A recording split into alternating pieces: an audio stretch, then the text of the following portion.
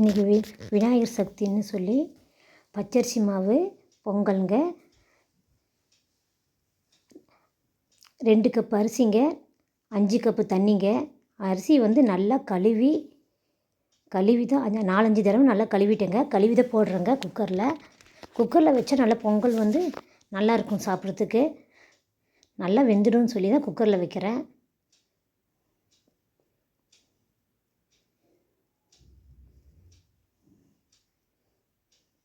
கொஞ்சம் கொஞ்சமாக அப்படியே எடுத்து போடுறேங்க.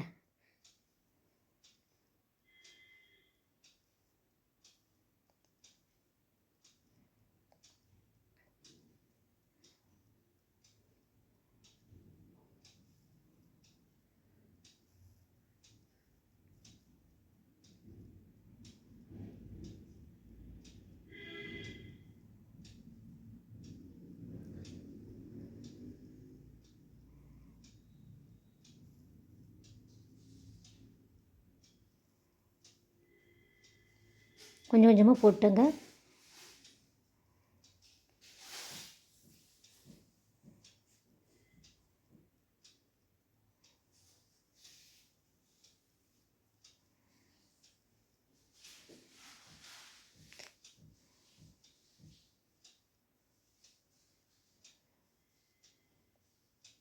அப்புறம் கரண்டி எடுத்து நல்லா கிளறி விட்டுங்க. அரிசியும் தண்ணியும் நல்லா ஒரே மாதிரி சேர்ந்து இருக்குன்னு சொல்லி நல்லா அப்படியே கிளறி விட்டுங்க.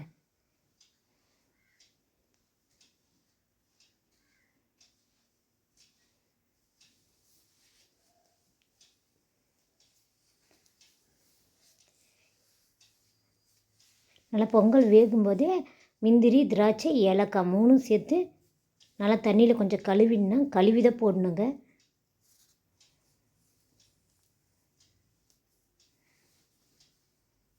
எங்களுக்கு எவ்வளோ தேவையோ அவ்வளோ போட்டுக்கலாம். முந்திரி, திராட்சை நிறைய தேவைன்னா நிறைய போட்டுக்கலாம், கொஞ்சமாக தேவைன்னா கொஞ்சமாக போட்டுக்கலாம். எனக்கு தேவையான அளவு முந்திரி, திராட்சை, ஏலக்காய் சேர்த்துருக்குறேங்க. 4 ஏலக்காய் சேர்த்துருக்குறேங்க.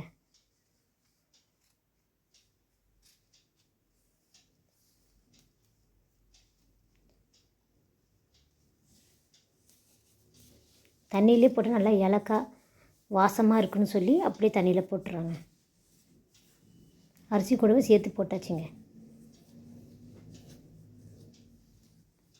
அப்புறம் வந்து கொஞ்சமாக கிளறி விட்டுட்டுங்க.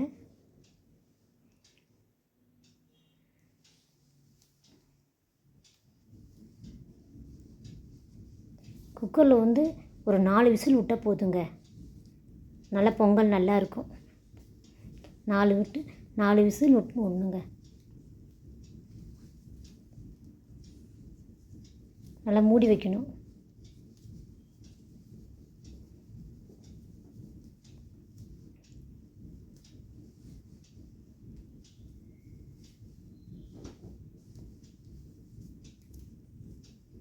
நல்லா மூடி வச்சா அப்படியே மேலே விசில் போட்டுணுங்க. நல்லா பாருங்கள், சாப்பாடு நல்லா வெந்துருச்சுங்க. இதில் வந்து முந்திரி, திராட்சை, ஏலக்காய்லாம் சேர்ந்துட்டு நல்லா வெந்துருச்சுங்க. அப்புறம் வந்து 1/2 கிலோ அரிசிக்கு வந்து 3/4 கிலோ வெல்லம் போடணுங்க. வெல்லம் வந்து கொஞ்சம் ஜாஸ்தியாக இருந்தால் இனிப்பாக இருக்கும் சாப்பிட்றதுக்கு. அதனால் 3/4 கிலோ வெல்லம் போடுறோங்க. 1/2 கிலோ அரிசிக்கு அப்படி போட்டால் நல்லாயிருக்கும் சாப்பிட்றதுக்கு.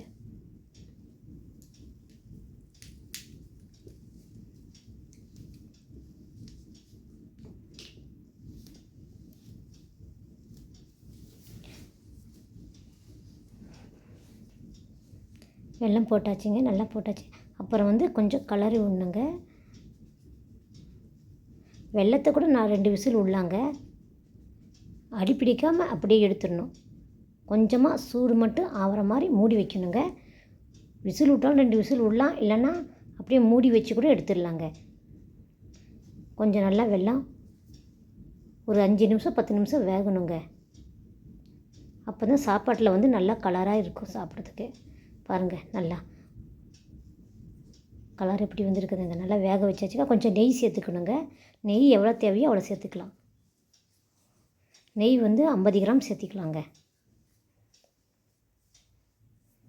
நான் வந்து 50 கிராம் அளவு தாங்க நெய் ஊற்றுறேங்க. போதும், 1/2 கிலோ சாப்பாட்டுக்கு வந்து போதும் அப்படின்னா ஒரு கரண்டி தான் போட்டிருக்கிறேன் நெய். போட்டு நல்லா கலரணுங்க. நல்லா வாசமாக இருக்கும் சாப்பிட்றதுக்கு பொங்கல்.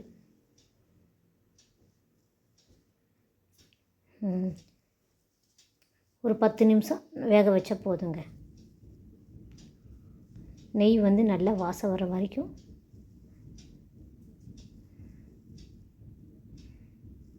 அப்படியே கலர் வாசமாக இருக்கும். நெய் போட்டனால பொங்கல் வந்து நல்லா வாசமாக இருக்கும்.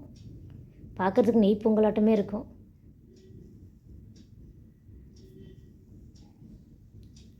சாப்பிட்றதுக்கு நல்லா ருசியாகவும் இருக்கும். நான் விநாயகர் சதுர்த்தின்னு சொல்லி இன்றைக்கி சாமிக்கு வைக்கிறதுக்கோசரமே பொங்கல் செஞ்சுருக்குறேங்க. பொங்கல் செஞ்சாச்சுங்க. பக்கத்தில் வந்து சுண்டலும் வேக வச்சுருக்குறேங்க. சாமிக்கு வந்து பொங்கல், சுண்டல், கொழுக்கட்டை 3 செய்யலான்னு சொல்லி பக்கத்தில் வந்து சுண்டல் வேக வச்சுருக்குறேங்க. பாருங்கள், பொங்கல் பாருங்கள், சாப்பிட்றதுக்கு நல்லாயிருக்கும். நல்லா ருசியாகவும் இருக்கும் சாப்பிட்றதுக்கு. பாருங்கள், நல்லா ருசியாகவும் இருக்கும்.